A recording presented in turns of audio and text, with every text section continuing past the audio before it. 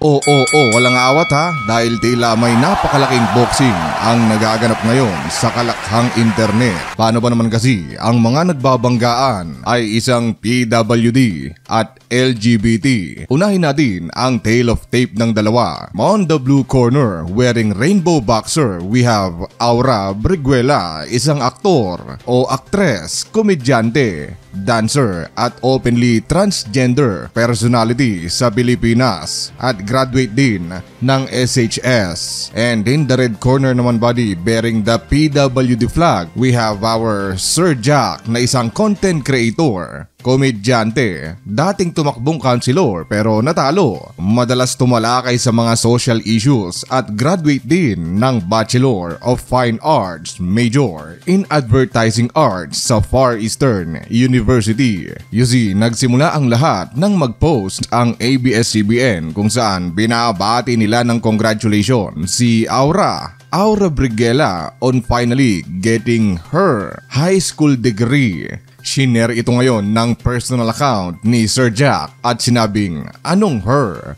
Good luck bro." And there it goes na sa simpleng hindi pagtawag ng her kay bro dito kay Aura Briguela ay dito na nga sumabog ang kaliwat kanang bangayan, laitan at sunugan ng magkabilang panig. Naaalala ko tuloy si Jude Bacalso nang tawagin siyang sir, imbes na ma'am ay pinatayo niya at nilekturan ng 2 hours ang isang waiter at kalaunay na demanda pa nga. Anyway, aminin man natin o hindi ay pag ang kung sino mang personalidad dito sa Pilipinas ay kumanti ng isang LGBT member o may sinabi kang hindi maganda kahit gaano katiting yan tungkol sa kanilang kasarian, ay asahan mo na buong angkan pati mga lolo at lola nila ay sasama para ipagtanggol sila. Kaya ganoon na lang buddy ang mga post ng mga kapwa LGBT ni Aura laban dito kay Sir Jack. Usisain at alamin natin ang ilan sa mga yan. Binisita ko ang official fan page ni Aura na may over 1 million followers dito sa Facebook at ito ang maanghang din nilang tugon laban kay Sir Jack. Ang unang suntok na mababasa natin sa kampo ni Aura ay sinabi nilang, "Kung may kulang sa nguso, bumawi sa puso." Pertaining body sa disability ni Sir Jack na may hiwa o cleft sa bibig. Isa pa, hanggang kailan nyo gagamitin /i-comment yang bro ni James na yan? 2025 na, andyan pa rin kayo? Talo ko doon, siya ang tunay na trans, may hiwa siya eh. Ngayon, ang pahayag na ito buddy ay sinakyan ng isa ring sikat na LGBT na si Ryan o Ryan Bacala. LGBT yan buddy, don't be fooled. Ito ang itsura niya dati at ito naman siya ngayon. Sinabi niyang sa kanilang dalawa, iisa lang po ang tunay na her, yung may hiwa. And again, pertaining pa rin ito buddy sa hiwa o cleft ni Sir Jack sa bibig. Ngayon, matapos ang tila pag-resback ng buong LGBT community laban dito kay Sir Jack, ay unti-unti nang nararamdaman ni Sir Jack ang buong lakas ng LGBT at anong klaseng community ang kanyang binangga. But Sir Jack, on the other hand, is not showing any sign of slowing down dahil sa likod ng puwersa at lakas na ipinakita ng LGBT community at kaliwat ka ng panlalait sa kanya, ay hindi niya pa rin binawi ang kanyang statement dahil muli na naman siyang nagpost at sinabi niyang, "Pag kami, bawal. Pag kayo, okay lang." Sabay post ng video ni Ato kung saan sinabi niyang, "Sinong pinakamalakas mang okray sa society? Sila, di ba? Malakas sila mang asar, di ba? Yung isa nga, yung parang pinaka malupit sa kanila, nasa national TV pa eh. Walang ibang ginawa yun kundi mang okray araw-araw. Mismo. Ngayon, pag sila yung inokray naman, homophobic, no? Homophobic. Di ba? pag ang bakla masama ugali, bad ding yan. Pero pag mabait, good ding yan. Get it buddy? Bad ding, tapos good ding. Let's dive into this statement. Kaalaman, ano ang pinagkaiba ng gooding versus bading? Well, simple lang buddy. Ang mga gooding ay high-class breed ng mga LGBT. Ito yung tipo ng LGBT na walang pake sa kung ano ang sasabihin sa kanila ng tao. Ke he, she, her o them pa yan. Alam at tanggap nila na hindi lahat ng tao ay tanggap sila. Sila yung tipong mga high-class na bading na hindi kadadakdakan sa mukha ng LGBT rights at susungal-ngalin na mag-research sa internet tungkol sa kanilang karapatan. They are not seeking validation. Tahimik lang ang mga high-class LGBT breed na ito. And instead, they just want to focus on their personal growth and stability. Bigyan ko kayo ba din ng example? Ito ang halimbawa ng mga gooding. So ano po ang stand nyo sa same-sex marriage? Kung hahabulin mo lamang yung marriage para sa legalities, dahil paghahati ng kayamanan or pagmamana ng properties, pwede naman kayo mag-uusap na. Maging partner na lang kayo sa aspeto na yon. Yung marriage, sa babae at lalaki na. Yun na nga, bigay mo na. Huwag mo nang pakialaman yung gawa ng Diyos. Nandyan na yan, di ba? That's overboarding. Hindi na tama yun. Kasi na-interview ko si Senator Risa Ontiveros. Siya ang isa sa nagpupush ng SOGI bill. Kayo. At ako rin ang nagpatigil ng SOGI bill. Bakit, Mother Ricky? Nang sinabi ko, miski anong gawin na sa mga bakla, bakla pa rin yan. Gilingin mo man yan. Ang labas niyang baklang hamburger, walang pagbabago. Ako naman, sige, bigyan ng karapatan, bigyan ng puwang sila sa lipunan. Kaso lamang the problem with some gays, they ask for too much. Overboard. Masyado entitled. Tama na yung tinotolerate ang mga badi. Tama na yun. That is more than acceptance. Yan ang sinasabi ko. Toleration is more than acceptance. Because ang kaharap mo, hindi pare-pareho.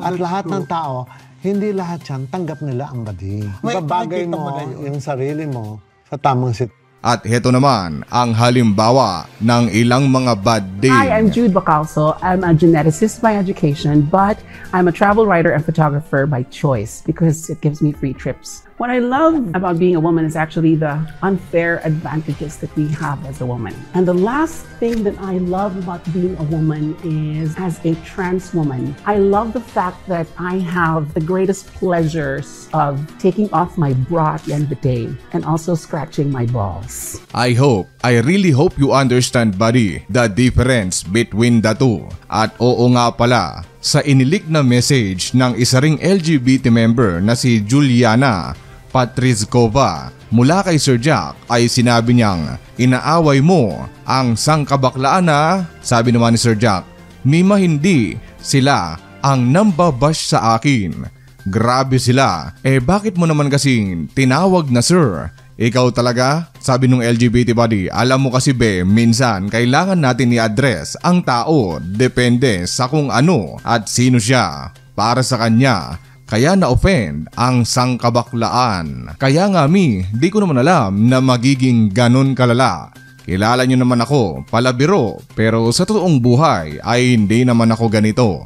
Pero para sa amin kasi na mga LGBT, nakaka-offend yung tawagin kaming sir o bro tapos long hair kami at nagme-makeup. Now, we can go back and forth sa sunugan ng magkabilang panig and we will be stuck sa bangayan ng LGBT versus PWD. Kaya naman, paano kung wag tayong bumase sa opinion lang ng tao? Tanungin natin kaya ang AI at ano kaya ang magiging tugon nila tungkol sa issue na ito at kanino sila papanig? Well, panoorin natin ang kanilang mensahe. Karapat dapat bang tawaging her si Aura? Oo naman.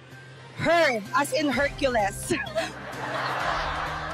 Ate, real talk lang, Aura or Sir Jack, kanino ka? Ang tunay na her may hiwa, parang mukha ni Sir Jack. That's why Sir Jack is the real her. Girl, kanino ka? Aura o Sir Jack? Aura, syempre. Bronny James all the way, baby.